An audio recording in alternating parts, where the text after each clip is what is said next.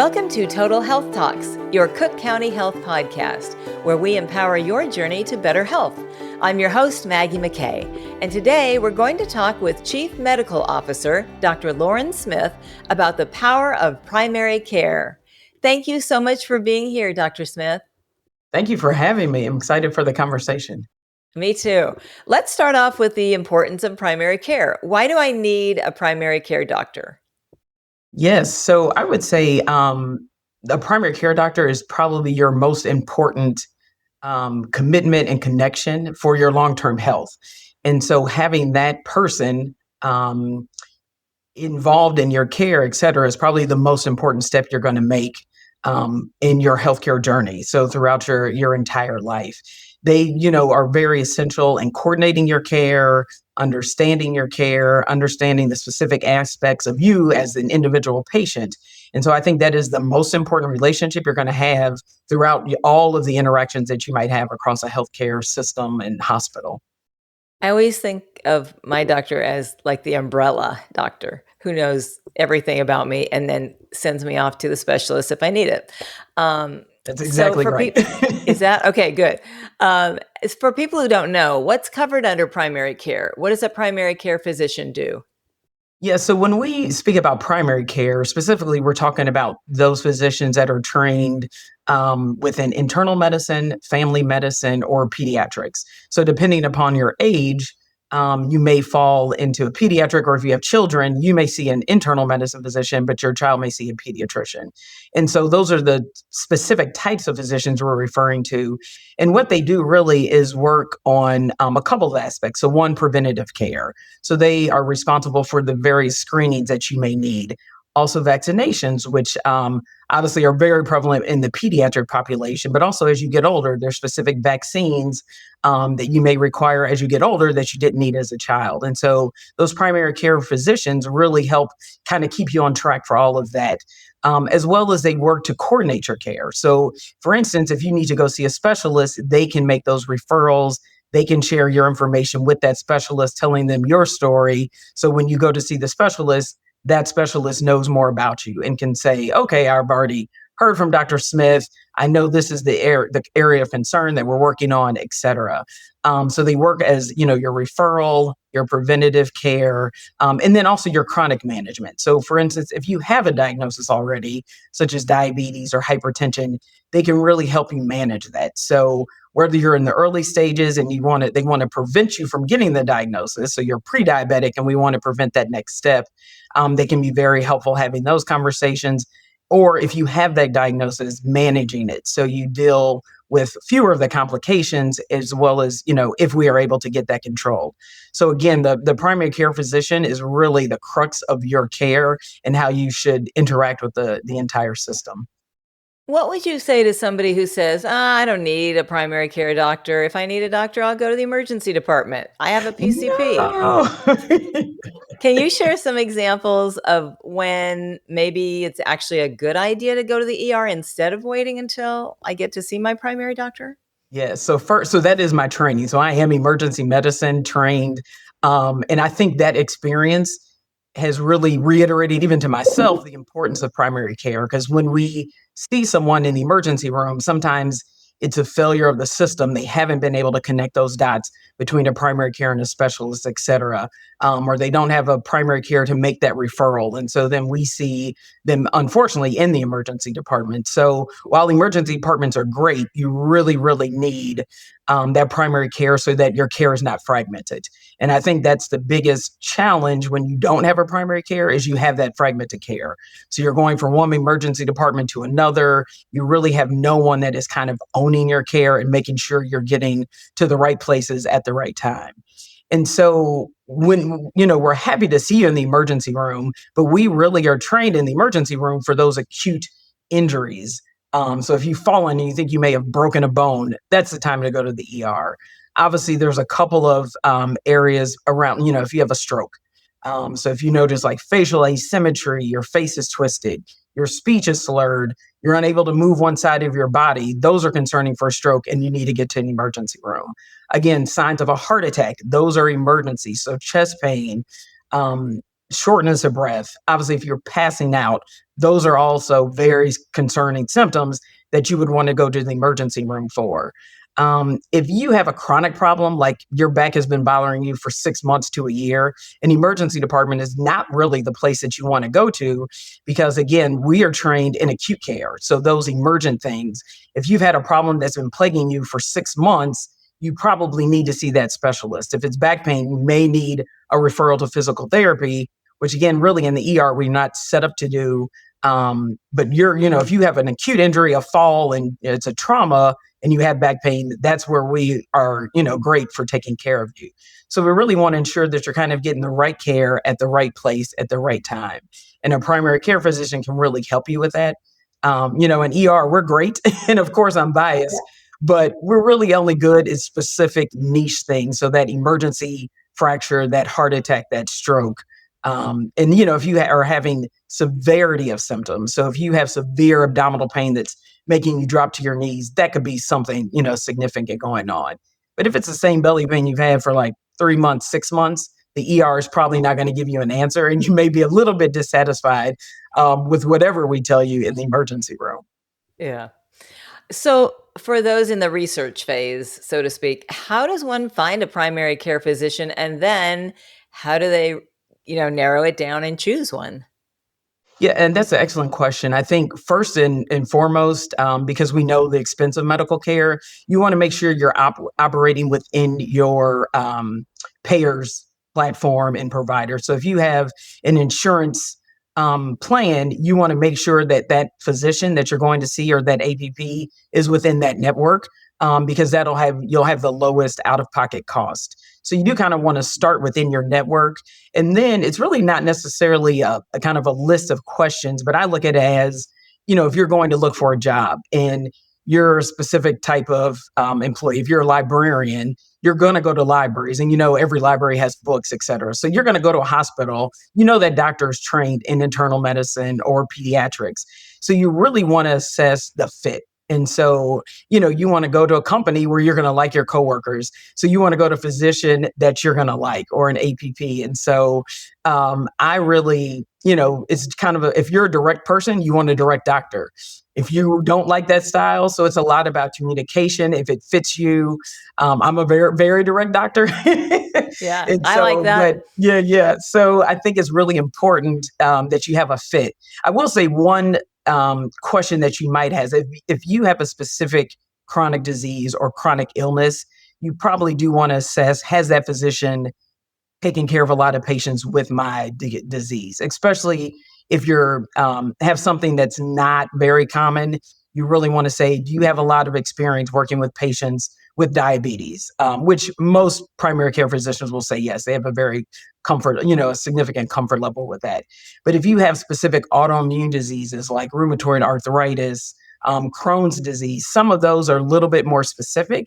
And so some primary care physicians may not feel as comfortable in that space. So I would say that's a fair question that you could, potentially ask. But again, it's about communication style. Are they culturally competent? So if that needs to be considered, if you have a different lifestyle, those kind of things should be considered when you're interacting with a physician and making that choice. I have to laugh at myself, Dr. Smith, because I remember back when my son was a baby and I was pregnant and I was looking for pediatricians. I don't know what I was thinking. I took in a list this long of questions, and she was referred to me by my OBGYN who used her for her own children. So why did I even have a list? I should have just gone with it.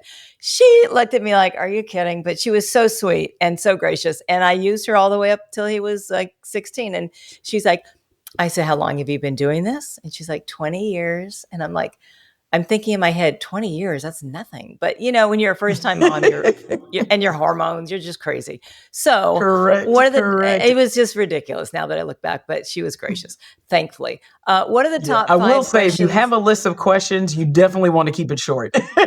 Yes. So let's You go want with the some top very five. pointed. Yeah. What do you think? What do you think the top five a patient should ask a potential primary care doctor that they're thinking of going with? Yeah, I would just kind of, in general, like, what's your approach to preventative care? Again, do you have expertise or do you feel comfortable with patients with my diagnoses? What's your approach to, and I would kind of more ask, like, what's your approach to treating hypertension? And whether they kind of say, I believe in a lot of diet, lifestyle changes and modification, or, I just want meds. Some patients don't want to do the life, they want to skip the lifestyle, and so and also maybe another question, like, what can I expect in a visit? So when I show up, what should I expect? And they can kind of lay out for you how their clinic operates, the things that they'd like to cover on a visit. So maybe things like that. But again, I would keep it very kind of short and sweet, and go also just a lot of on the vibe and the style that you and the relationship that you build in that short time with your physician. And also think if you have a good friend that you trust, that see the world in the same way, and it's their doctor and they recommend them, I think that's helpful to start at least. So, what are the consequences of not having a primary care provider? Then you show up in the emergency room and you see me. And so, I mean, the risks are, one, you potentially, you don't have medications, right? And so you need monthly refills. A lot of your meds you take, every day for the rest of your life. So if you show up in the emergency room, we will usually only give you a short supply. So a couple of weeks, maybe a month. We're not giving you those refills either. And so you really want to be able to have access to someone that can answer your questions, that can refill your medications. And it's really, again, about all the, at the right time, the right place, that you're getting the right care. And so what happens is, if you don't get these things treated, if you don't get a diagnosis, because your primary care is also doing prevention, right? And so they're screening you for the colon cancer or the breast cancer, or making those referrals. So what could happen is you get diagnosed, but you're getting diagnosed much later. And so your options are fewer. So if we can catch a cancer early on, your options are a lot better than if you're, further in the process. Same with diabetes and hypertension. We call hypertension the silent killer, because so many people walk around with it. They don't know they have it. They're not seeing a primary care doctor. And then they have a massive stroke and end up in the emergency room. And then we look, and their blood pressure is extremely elevated. And then we also see maybe a little bit of kidney damage, other evidence where we can say, yes, you probably had hypertension for quite a long time and it was untreated. And that's kind of what led to the stroke. So unfortunately, it can be very catastrophic, which, I think you can't emphasize enough the importance of primary care and having that one connection. It's kind of making sure you're guided through the healthcare system, because it is not easy to navigate. I'll be the first one to admit it. You're not kidding. You mentioned health equity earlier. Is there something that you think could be done to address these inequities? Wow. Yeah. So health equity is, it's a huge topic, and um, it needs to be addressed in many, many levels, right? And so one is access. I think the biggest is we have to expand access. And so to communities that are not, they don't have access, or they don't feel that they have access. So sometimes the access is there, but they don't know how to get it. And so we, as a larger healthcare community, need to focus on that. But then there's also root causes, right? And so we need to look at, are there social interventions that need to occur? And then there's a lot of policy that we need to look at. So from a federal level to state level, there's policies that probably need to be evolved and changed to help eliminate some of the healthcare inequities that exist and disparities, because we know that is out there. But really, the first step is access. And so we have to be able to have access, and people need to know how to utilize that access. Right. Well, I read somewhere that the United States spends less on primary care and more on specialty care than other high income countries, although primary care is the lifeline of a healthcare system. So, why do you think that is? And what are the consequences of not spending enough money on primary care? Yeah. Oh, this is actually one of my favorite topics to talk about. And I've had the opportunity to look at other countries' healthcare systems.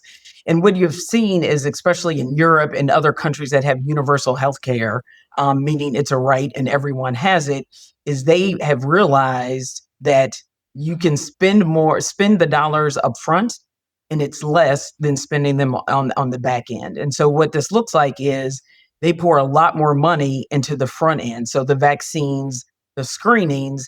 And so that way you're spending a lot less on the acute care. So when patients come into an emergency room with a stroke, it's a lot easier to prevent diabetes than it is to treat diabetes.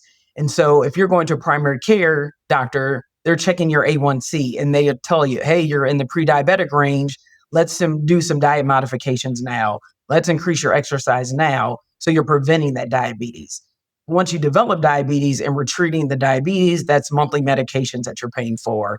Then there's a lot of complications with diabetes, right? So you have to get the eye screening, and there's visual complications. Your kidneys have to be checked more frequently. And so all of that costs. And then if you end up needing dialysis or an amputation as a complication, you can see how all those costs start to compound. And so it's much more expensive to you, it's much more expensive to the system. And really, if we are able to prevent all of that, even though we spend a little bit more up front, we're saving us tons on the back end. And I think a lot of those other countries have really taken hold of that for a ton of reasons, which we don't have time to get into today. But yeah, that's the cost we're paying right now, kind of for the system that we have. So I think we, as a healthcare system, also need to invest more in our primary care physicians because they really are the backbone of our system. You touched on this earlier a little bit, but tell us how your experience is helping you now in your leadership role at Cook County Health. Yes, well, I was fortunate enough to have trained at the Cook County Emergency Department residency. And so I kind of grew up at county. And so I really understand the patients that we serve. And so I think that obviously is huge as I'm looking at this level now. How can we serve more patients and serve them better? And so I have that context, as well as I do feel emergency medicine is really great for building leadership because one, it's such a team sport. When you have a critical situation and you're leading the team, so you have nurses and techs and learners in the room, and you have to just basically it's like coordinating an orchestra to as we run a resuscitation and try and save someone's life. And so having those type of leadership skills, I think have served me well. And I've also throughout my career have done leadership outside of healthcare. And so I think when you're able to see leadership in different venues and different industries, you can still glean from them. And so basic leadership skills like about communication and listening, because it's not just about speaking. Communication is about listening and hearing the patients. And so being able to take just basic leadership skills to apply. And again, in the ER, you have to listen real subtly because sometimes patients will just slip in a little tidbit that is kind of like the key to their diagnosis. And, just listening to listening, I can hone in on that. Like, wait, no, let's go back to this one thing you just brought up. And then they'll tell you, like, yeah, I did that on Saturday. I'm like, that's what's going on.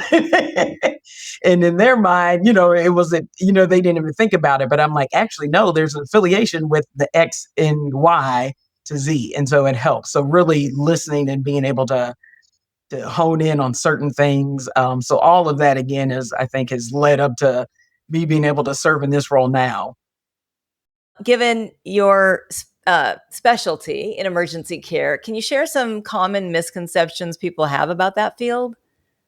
Yeah, I think probably the the first one kind of gets back to what I was alluding to earlier about I think some folks will say, "Hey, I'm up and they're open. Let me just go for this."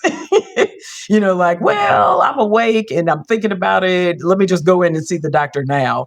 But it really goes back to getting the right care at the right time and at the right place.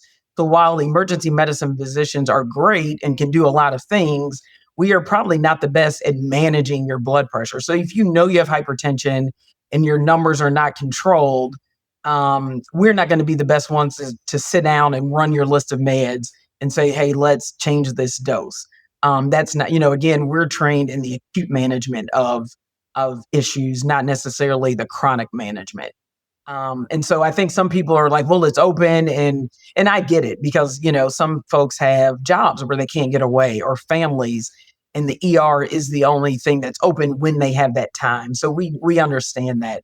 But again, we're not the best to do for certain diagnoses and for certain problems. We're really there for acute issues. So that acute pain, that trauma, those acute changes in your normal symptoms, you're like, yeah, at baseline, this is my baseline. And you notice a large variation from baseline. Like normally I can walk up a flight of stairs and I'm fine. And now I'm only going up 2 stairs and I'm short of breath. That's an acute change. And that would probably should prompt you to go to the emergency room or call your primary care doctor. And then they can say, yep, you should go to the ER, or nope, that I can see you tomorrow in clinic. And so again, that's another benefit of a primary care doctor is you have access to that physician or a group of physicians when you have those questions like, should I go to the ER or should I go to clinic? Um, then that primary care can help guide you. So, just in closing, is there anything else you'd like to share with our audience today that you think is important as they seek support for their healthcare needs? Yeah, I really would like to encourage everyone to take ownership of your health. It is your health. And so you should be very well aware of the things that you've been diagnosed with and the medications you're taking. And I know, the list of meds, the words are long and the syllables are very often off putting. And, that is, I will say in med school, we had to learn how to pronounce a lot of the words it's not, intuitive. Like you're reading it and, I'm like, wait, what is that? So it's not for everyone, but you don't have to pronounce it. Just have it written down and carry that on your phone, have your list of meds on your phone. Take a picture of the bottles and have them on your phone. Or if you're old school and you want to write it down, write it on a note card and keep it with you. Because if something happens, not every hospital system can see every hospital system. And so, if you show up at Cook County and normally you go to another hospital across town, I may not be able to see those records. So I don't know what your doctor has diagnosed you with, what they're treating you for. So I would definitely say take ownership. Have your doctor write down your diagnoses if you have diabetes, hypertension. If you can't remember it, that's fine. Just write it down and have it accessible. Same with your list of medications. And then the other thing is don't be afraid to ask questions. So when you are seen, and sometimes, doctors were not the best at explaining things at a level that everyone can understand. And so sometimes say, no, no, no, no. Can you repeat that? Or what are you really telling me? And then kind of just ask them to explain it again in a different way so that you can understand it because you really need to take ownership. So, we're not going to quiz you on the names of all your meds. Like we'll let you look it up. Yeah. So have the cheat sheet. Have the cheat sheet. Thank you so much for sharing your expertise. This has been so informative and a lot of fun. Thank you. I've enjoyed it. Me too. Again, that's Dr. Lauren Smith. And if you'd like to learn more, please visit cookcountyhealth.org/podcast. As we wrap up another insightful episode of Total Health Talks, make sure to visit cookcountyhealth.org/podcast and subscribe to our podcast, share, and connect with us on social media. Stay tuned for more engaging discussions. This is Maggie McKay signing off from Total Health Talks. Stay well.